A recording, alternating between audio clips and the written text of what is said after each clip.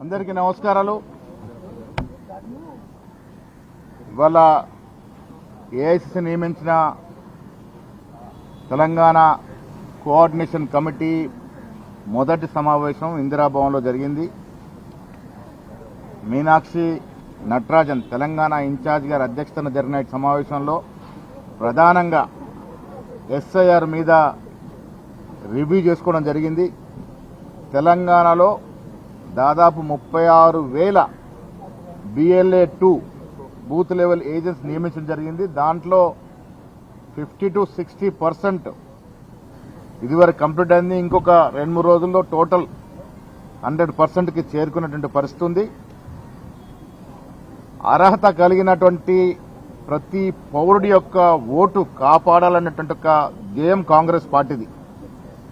పేదవాడు అర్హత కలిగిన వాడికి ఓటు హక్కు తప్పనిసరిగా రిజిస్టర్ అయ్యే విధంగా కాంగ్రెస్ పార్టీ ప్రయత్నం చేస్తూ ఉంది. ఈసారి జరుగుతున్న ఎస్ఐఆర్ కొంత దురుద్దేశంతో కూడుకున్నటువంటి ఎస్ఐఆర్ జరుగుతూ ఉంది. అర్హత కలిగినటువంటి పౌరుల యొక్క ఓటు తొలగించే ప్రక్రియ జరుగుతూ ఉంది. కాబట్టి కాంగ్రెస్ క్యాడర్ కింది లెవెల్లో అప్రమత్తమై దాదాపు 2 మాసాలుగా ఈ ఎస్ఐఆర్ ప్రక్రియలో పాల్గొంటా ఉంది. ప్రతి పౌరుడు ఓటు కాపాడాల్సిన ధ్యేయంతో ముందుగా కార్యక్రమం మీద ఇవాళ చర్చ జరిగింది. దాంతోపాటు సంస్థాగతంగా తెలంగాణలో బూత్ స్థాయి నుంచి పీసీసీ వరకు జరిగినటువంటి పార్టీ నిర్మాణము,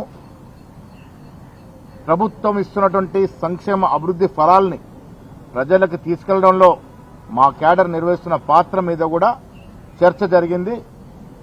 మీనాక్షి నటరాజన్ ఆధ్వర్యంలో మిగతా విషయాలు కొంత చర్చకు వచ్చాయి. వారిని గౌరవ డిప్యూటీ ముఖ్యమంత్రి గారు భట్టి గారు చెప్తారు.